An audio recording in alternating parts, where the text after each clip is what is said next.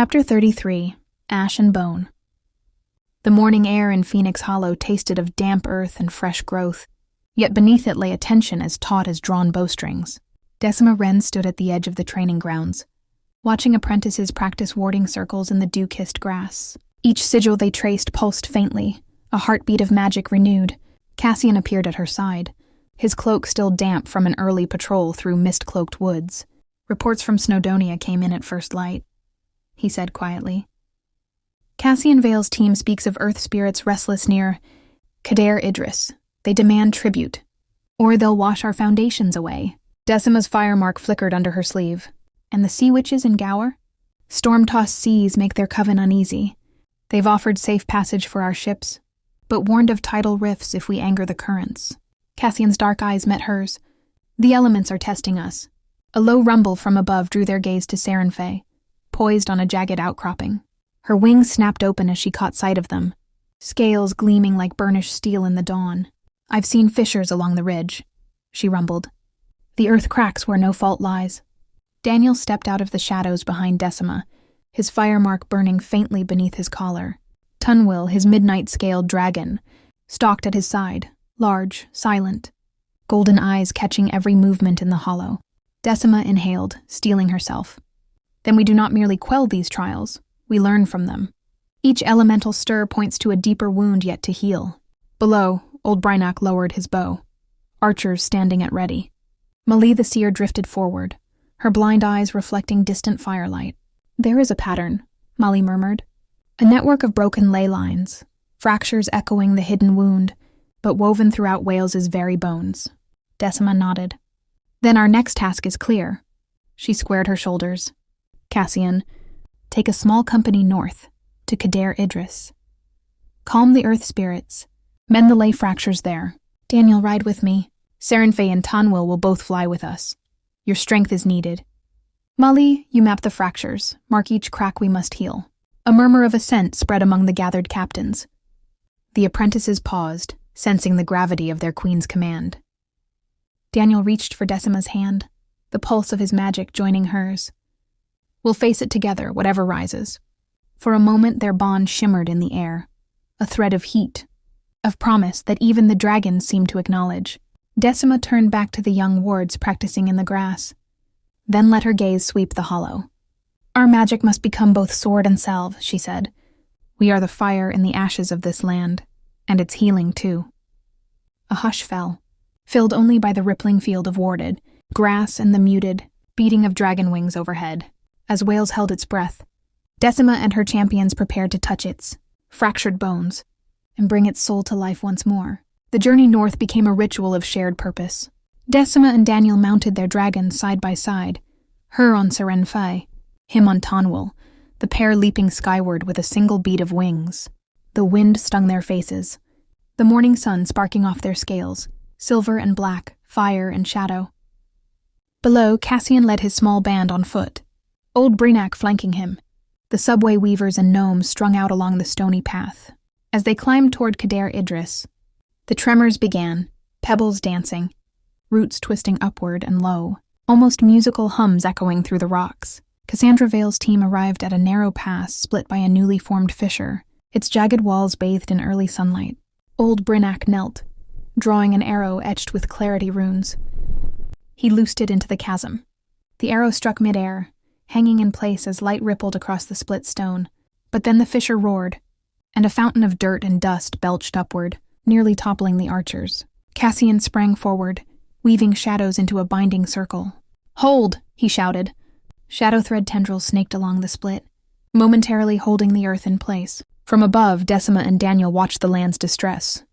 "It's like the mountain is alive," Daniel murmured, his voice vibrating with the dragon's low growl. Tunwil's tail lashed, golden runes flickering along his scales. Decima's voice echoed from below.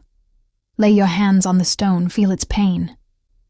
Cassian dropped his sword and, on trembling knees, pressed his palms to the fractured rock. The fissure's rumbling grew louder, as if the mountain itself wept. He closed his eyes and whispered an incantation of earth and empathy. Daniel leapt down from Tunwil, his boots sliding on loose scree. He pressed his own hands to the stone, fire mark burning hot. "Ash and bone, remember," he whispered, his voice carrying both fear and wonder.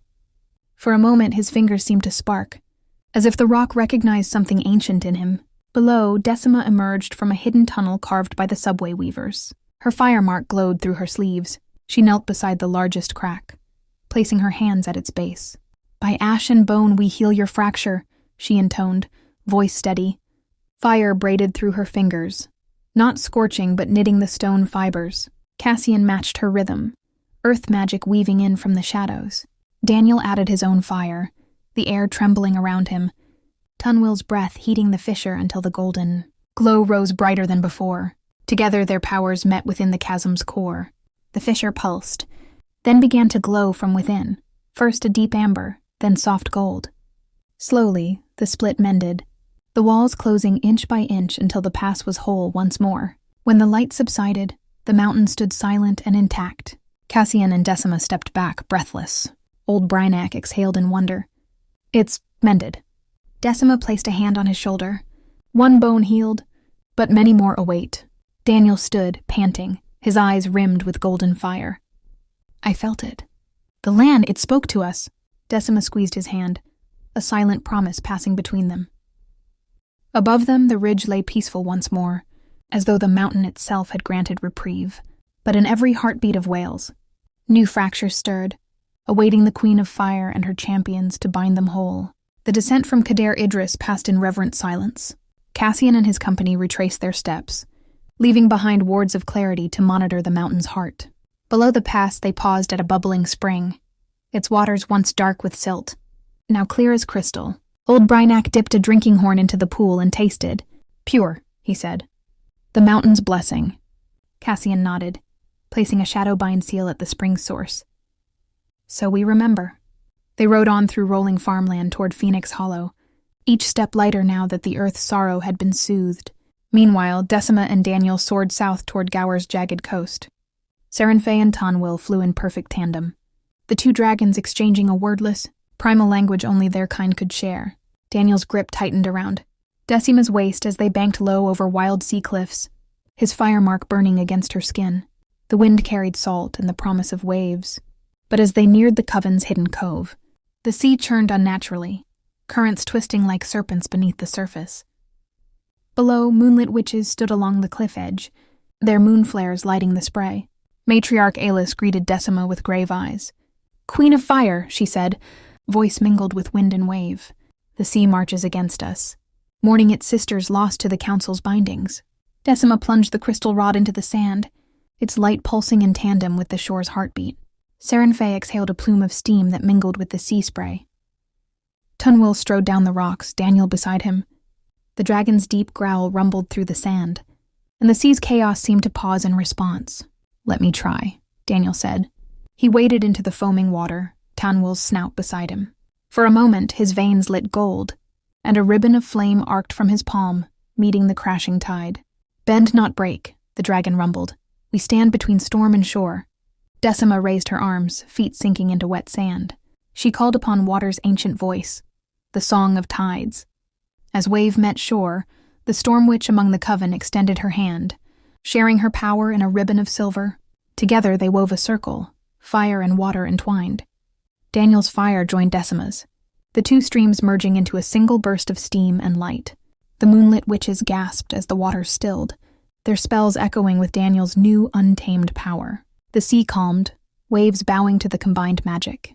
Currents stilled, the sky cleared. At their feet, the foam glowed with moonlight as the coven chanted thanks. Decima turned to Serenfe. "Two wounds healed, earth and sea. Only wind remains." Daniel grinned, chest rising and falling. "We'll face it together. I'm not leaving your side." The dragon's wings unfolded, carrying them back into the sky. 4 souls, firebound, rising above a land being stitched whole once more. Below, Wales's bones lay on the mend, ash and bone, healed by queen and kin.